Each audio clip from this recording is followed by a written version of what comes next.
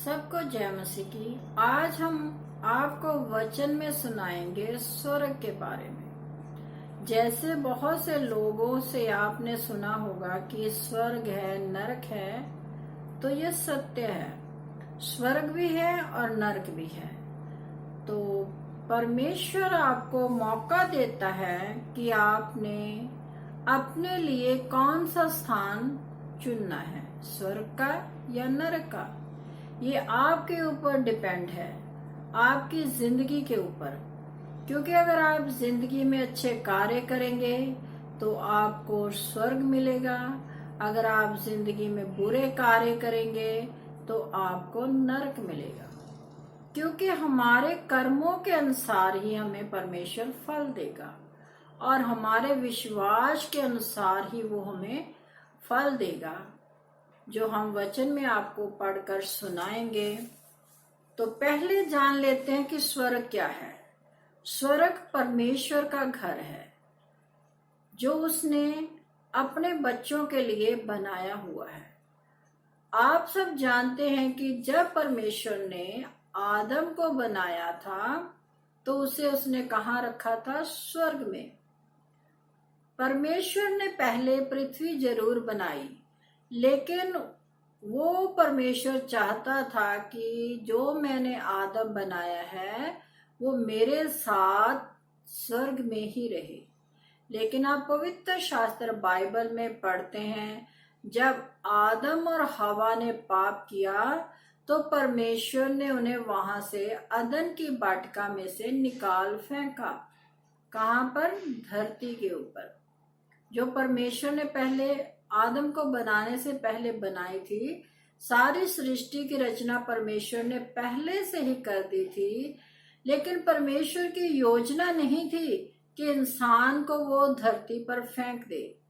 लेकिन आदम के पाप के अनुसार जब उसने शैतान के पीछे लगकर हवा ने पाप किया तो परमेश्वर का संबंध उस इंसान से हट गया।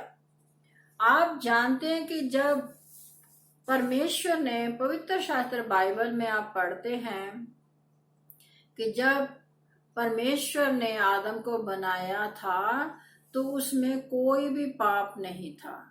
लेकिन शैतान ने औरत को बहकाया और औरत ने अपने पति को, और तीनों ने सजा पाई। ये हमने वचन में एक बार आपको पढ़कर सुनाया था।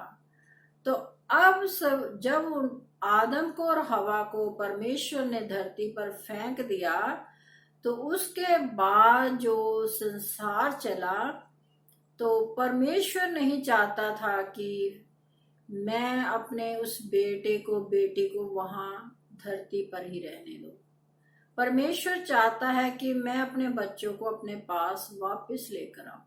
जैसे आम माता पिता भी यही चाहते हैं कि उनके बच्चे जो हैं चाहे अच्छे हो बुरे हो, लेकिन उनके पास ही रहें। क्योंकि ये परमेश्वर की एक योजना है। परमेश्वर ने इंसानों के अंदर अपना ऐसा प्रेम रखा हुआ है कि वो अपने बच्चों से ही बेहद प्यार करते हैं। बेशक हमारे बहन भाई होते हैं, बहुत से हमारे रिश्ते नाते इस धरती पर रहते हुए हैं, लेकिन हम सबसे ज्यादा प्रेम किससे करते हैं? अपने बच्चों से। बेशक हमारे माँ बाप भी होते हैं, लेकिन हम अपने माँ बाप से भी उतना प्यार नहीं करते जितना कि अपने बच्चों से ही करते हैं। एक औरत का प्यार सबसे पहले किसके साथ होता है? उसके पति के साथ। लेकिन एग्जाम्पल है ये दुनियावी, लेकिन जब उसके पास बच्चे आ जाते हैं तो उसका जो प्यार होता है अपने बच्चों में ज्यादा हो जाता है।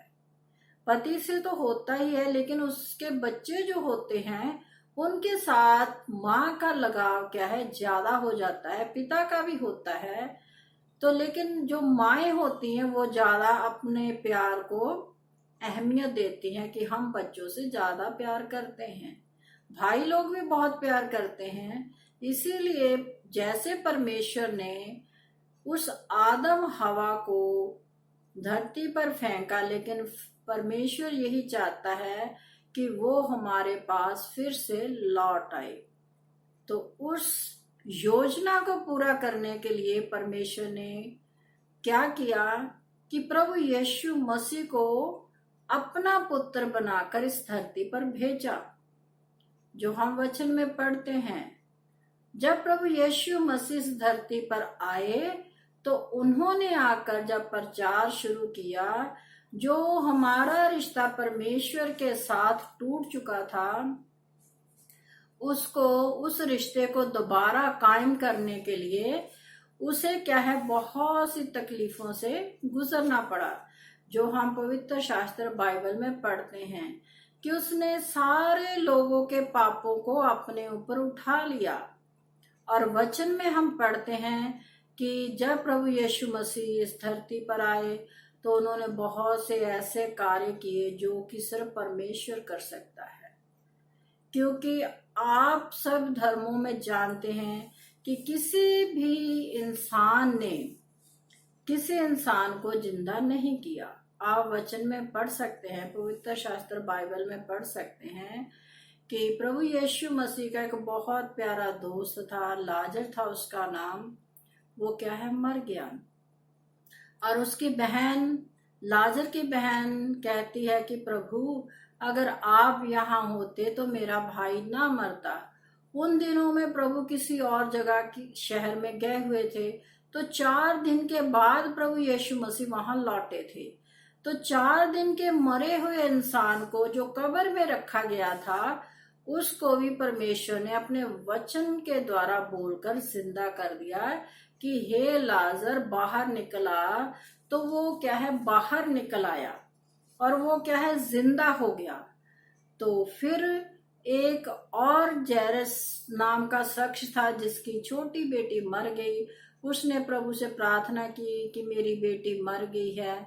तो प्रभु यीशु मसीह ने उस बेटी को भी जिंदा किया, उसका हाथ पकड़ा, उसे कहा कि उठ बेटी और चल।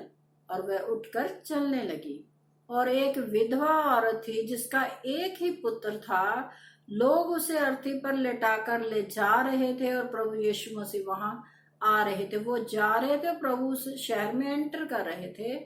तो जब प्रभु ने देखा वो औरत की तरफ, तो प्रभु को उस औरत पर बहुत तरस आया, क्योंकि वो उसका एक ही बेटा था और उसका पति भी नहीं था।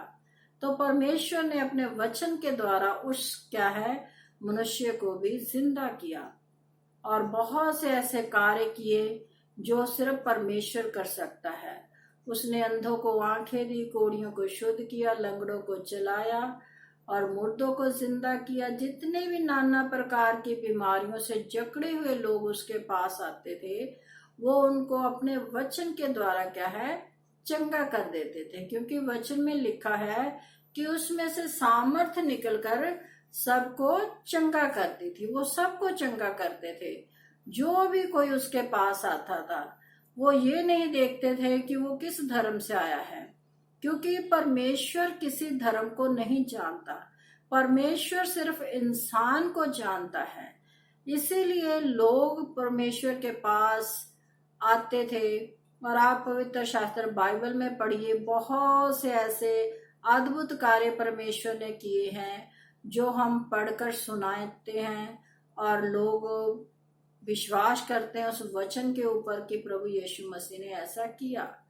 तो जब ये सब कार्य परमेश्वर ने इस धरती पर रहते हुए किए, तो परमेश्वर ने उन कार्यों को पूरा करने के लिए जो दुख उठाए, वो भी आपने सुने कि उन्होंने, उन लोगों ने परमेश्वर के साथ कैसा व्यवहार किया। जब पापी हम थे, हमने गुनाह किए थे, तो सजा परमेश्वर ने अपने ऊपर ली, क्योंकि आदम ने पाप किया था और आदम का पाप बड़ा था और इंसानों में फैल गया था और परमेश्वर ने उन सारे पापों को अपने ऊपर ले लिया और सजा पाई।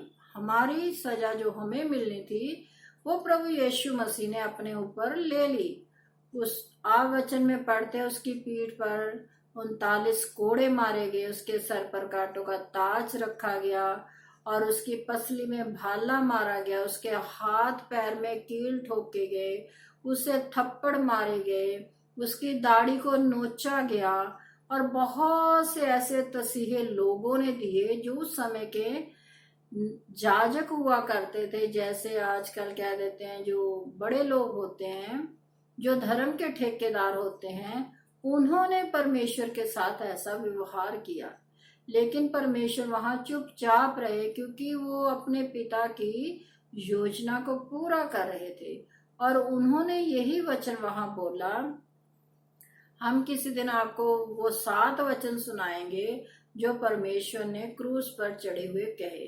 तो पहला वचन जो परमेश्वर ने वहां पर बोला, वो प्रभु यीशु मसीह ने यही बोला कि हे पिता, इन्हें क्षमा कर, क्योंकि ये नहीं जानते कि क्या कर रहे हैं। परमेश्वर ने सब लोगों के लिए क्षमा मांगे, जिन लोगों ने उन्हें मारा उनके लिए भी, और हम जो लोग गुनाह पाप करते हैं हमारे लिए भी, ताकि वो हमारा संबंध परमेश्वर से फिर बना सके। प्रभु यीशु मसीह बचवई बनकर हमारे बीच में आए, और हम वचन में आपको सुनाएंगे। जब प्रभु यीशु मसीह हमारे लिए आए तो उन्होंने जो लोगों ने पाप किए, उनको पापों को बख्शाने के लिए उनको क्या क्या कार्य करने पड़े। तो आज हमने ऐसे ही आपको बता दिया। अगली वीडियो में हम बताएंगे कि प्रभु यीशु मसीह ने उन कार्यों को करने के लिए कैसे कैसे अपने ऊपर जो है तकलीफें उठाई, उन सब के बारे में हम आपको बताएंगे। तो सबको जय मसीह की। तो वो स्वर्ग का राज्य भी हम अगली वीडियो में बताएंगे कि स्वर्ग का द्वार प्रभु यीशु मसीह ने कैसे इंसानों के लिए खोला। तो अगर आपको ये मेरा वीडियो अच्छा लगता है तो आप इसे लाइक कीजिए, शेयर कीजिए अपने बहन भाइयों के साथ, वीडियो को देखिए, सब्सक्राइब कीजिए और प्रभु के वचन को फैलाए। ये कार्य परमेश्वर ने आपको सौंपा है।